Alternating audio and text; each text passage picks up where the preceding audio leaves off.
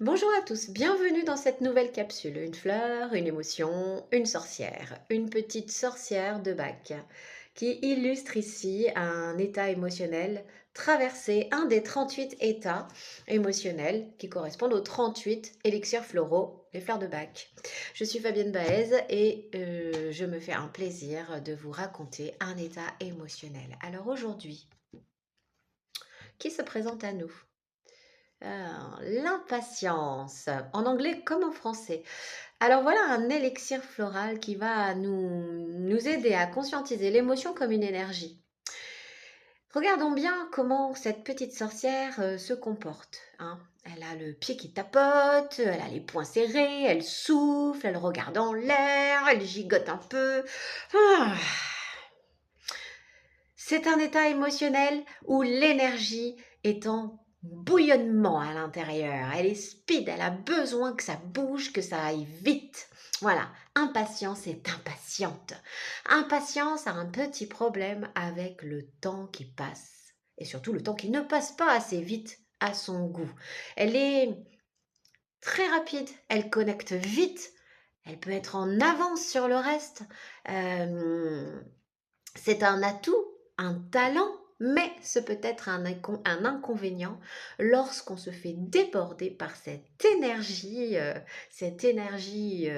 vivifiante, galopante, qui va nous permettre de créer, de bâtir, d'y aller, de répondre aux demandes, mais qui peut être un véritable handicap si on n'arrive pas à assumer le reste du mouvement collectif. C'est-à-dire que si soit on est à fond les balais, et qu'autour de nous, on n'est pas dans notre rythme, on va très mal le vivre. Eh bien ça, c'est l'état émotionnel d'impatience. C'est une fleur de solitude. Elle fait partie du groupe des solitudes. Pourquoi? Parce que quand on va plus vite que la musique, eh bien on dépasse la musique et toutes les notes de musique, elles restent derrière. Ce qui fait qu'on est tout seul. Voilà donc la problématique d'impatience qui va avoir envie de faire à votre place parce qu'elle va faire plus vite que vous, parce que elle a l'impression qu'elle va être plus efficace et elle le sera peut-être, mais elle ne respecte pas votre propre expérience et votre propre rythme. Donc, être confronté à une personne traversée par impatience, c'est pas rigolo du tout. Éloignez-vous un petit peu, laissez-la partir devant. Et son énergie finira par être vidée parce que son réservoir énergétique est plein. Donc là, maintenant, il faut que ça fuse, quoi. Il faut que ça sorte, il faut que ce soit efficace. Qu'est-ce que je pourrais vous dire d'autre sur l'état émotionnel, impatience? Alors, c'est celui qui peut nous traverser quand, alors les mamans, les papas connaissent bien ça, le matin, allez, on y va, on va à l'école. Bon, dépêche-toi. Et là, le petit dernier est en train de faire ses lacets et il prend son temps. Il est soigneux. Il y met du sien. Mais ça ne va pas assez vite parce que l'heure tourne, que le bus va passer et que le cours va commencer et que il va falloir vraiment mettre les bouchées doubles pour arriver à l'heure à l'école. Donc ça, c'est pas tenable pour un impatience. Donc vous connaissez cet état, on l'a tous rencontré. Ça peut être une typologie, ça peut être un état qui est symptomatique d'une façon d'appréhender le monde, hein. Et ça vient du réservoir d'énergie qui est ici rempli, il est plein. Donc maintenant, il faut que ça bouge, il faut que ça fuse. Alors, cette fleur, cette émotion de solitude, elle peut être vécue de manière très frustrante. Ça peut amener beaucoup de frustration quand ça ne va pas assez vite, hein. Et surtout quand on a la certitude, qui est sûrement vraie, hein, qu'on irait plus vite et mieux que les autres. Mais il est question de respect ici. Il est question de respect du rythme du collectif, du rythme des autres. Et puis, et... Ah, je la trouve pas. La voilà. Vous voyez, moi aussi, je suis impatiente. La voilà, impatience. Avec ce qu'elle peut se dire ou ce qu'elle peut verbaliser, exprimer quand elle est prise par cette émotion qui a besoin que tout aille beaucoup plus vite. Voilà.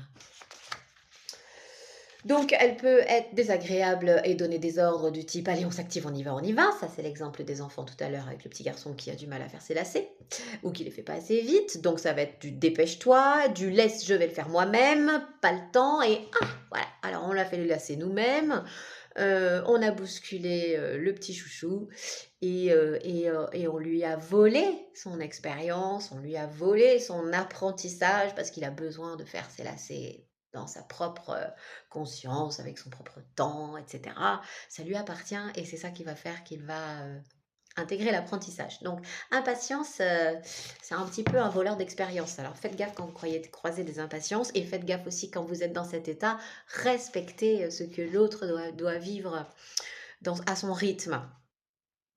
Cet élixir va faire descendre la pression, nous ramener dans le calme et apporter de la douceur.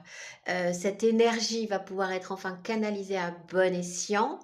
Hein, peut-être que si le petit chou, il est encore en train de faire ses lacets, on peut, avec cette énergie d'efficacité, on peut du coup anticiper tout le reste, aller chauffer la voiture, dégivrer parce que c'est en plein hiver, on n'y avait pas pensé. Voilà, des petites choses comme ça qu'on peut mettre à bon escient pour respecter son rythme et en même temps vider son réservoir d'énergie. Pareil que c'est un exemple. On va donc être plus efficace parce que comme on va être moins dans le bouillonnement, vite, vite, vite, vite, vite, vite, vite, eh bien, on va se poser, on va retrouver de la lenteur et du coup de l'efficacité dans le mouvement parce qu'on revient dans l'instant présent, vraiment, là, pour le coup. Donc, dans les situations d'urgence, c'est top comme élixir floral. D'ailleurs, il est dans le rescue et c'est pas pour rien. Il va aussi y avoir un effet de tolérance qui va être mis en place avec cet équilibrage, puisqu'on va tolérer le rythme des autres et on va accepter d'aller plus vite et d'être dans ce décalage. Il va plus nous, nous déranger, on va réussir à vivre un petit peu sur ces deux niveaux, mon rythme et j'observe le rythme des autres. Voilà, ça va être beaucoup plus calme. Et puis mon rythme, petit à petit, bien sûr, en baissant la pression, va être plus doux également. C'était une merveilleuse alliée pour passer de la précipitation à la patience. Et donc oui, quand on est précipité, on n'est pas toujours hyper efficace ni précis. Voilà pour l'impatience. Eh bien, je vous souhaite de vous mettre au rythme de ceux qui vous entourent pour mieux les accompagner. Et si vous aimez, et si jamais vous avez du carburant à revendre, eh ben, allez faire une patrouille, allez faire un petit footing. Vous verrez, ça ira mieux après.